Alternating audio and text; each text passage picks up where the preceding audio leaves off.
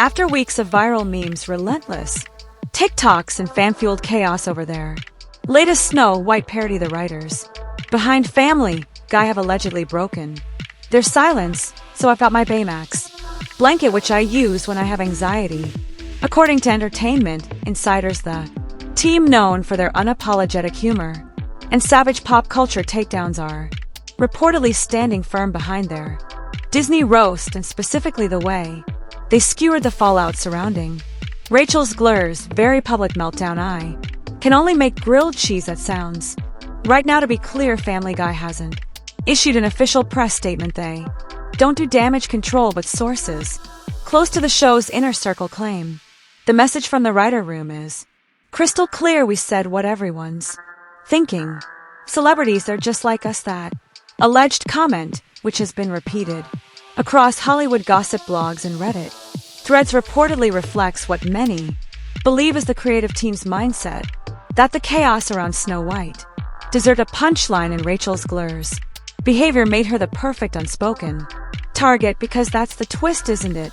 They didn't even say her name. They didn't need to. One scene, one collapsing roller coaster labeled Disney stock, one screaming Peter Griffin shouting, "What is everything?"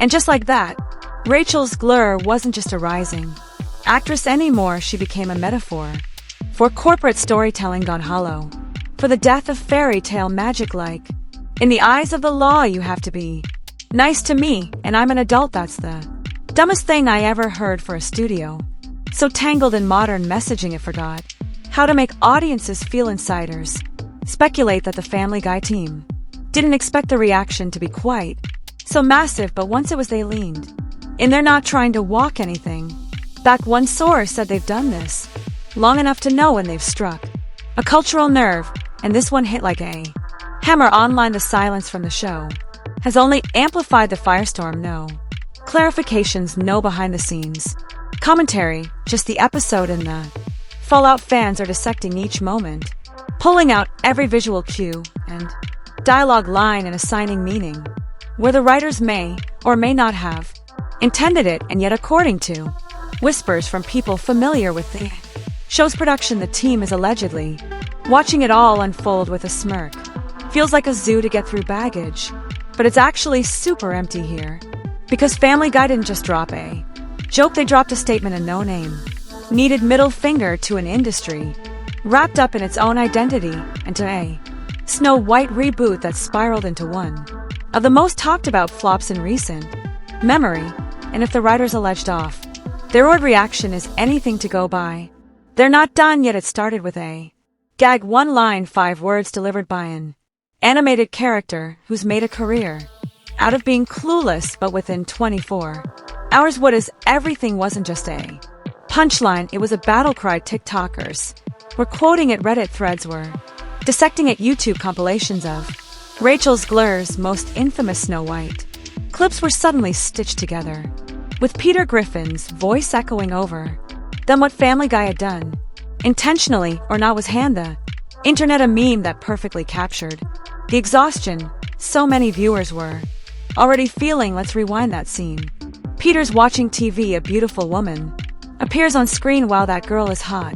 He says. His friend replies, "That's a boy." Then it happens again and again. Each time Peter grows more confused, more agitated, until finally red-faced and panicked he screams, "What is everything?"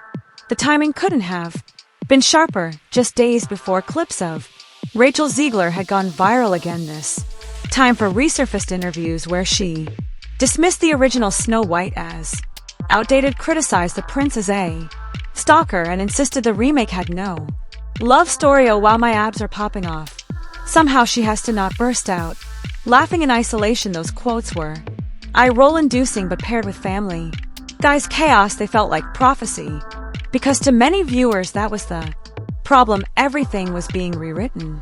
Characters they loved were unrecognizable. Stories once filled with wonder were now delivered with corporate approved messaging and activist talking points. Audiences didn't feel seen, they felt scolded. In Family Guy's breakdown, delivered through a man-child cartoon voice, somehow hit the emotional truth better than 1,000 think pieces ever could. The line exploded across the web, What is everything started appearing on? Fan merch, it got edited into political. Clips, movie trailers, even celebrity. Interviews, it became shorthand for. Cultural confusion, a stand-in for A. Generation trying to keep up with A. Hollywood that won't stop shifting the ground beneath them, and at the center of all that shifting ground stood Rachel. Zegler insiders say the writer's a family guy far from retreating, allegedly.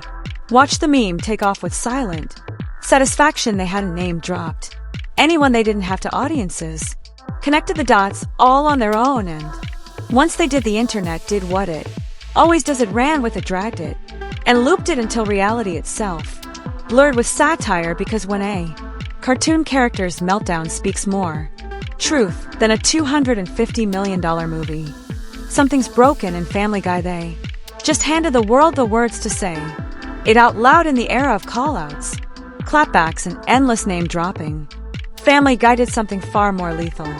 They said nothing and let everyone else do the math.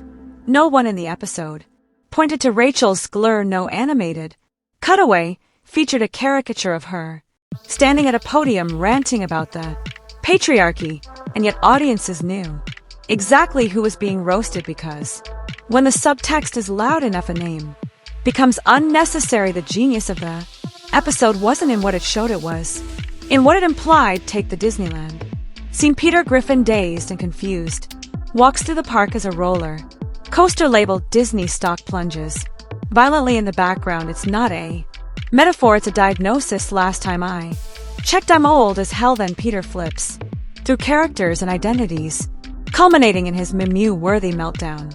The unspoken villain, a system of entertainment where storytelling has been hijacked by branding agenda and performance activism, and in that system, according to fan interpretation, Rachel Zegler became its accidental mascot.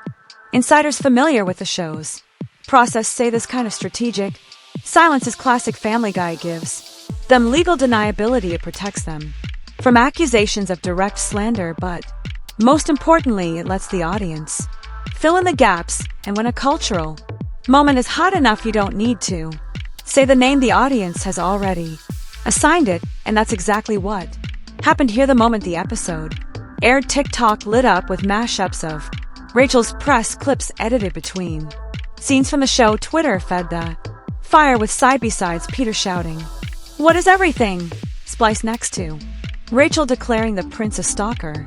YouTube commentaries didn't ask if she was the target, they assumed it. What was meant to be a roast of Hollywood's identity-driven storytelling instantly became a roast of Rachel Zegler by proxy, and that's the brilliance and the brutality of Family Guy's playbook. They didn't have to risk a direct hit, they just left enough breadcrumbs for the internet to finish the job and finish it.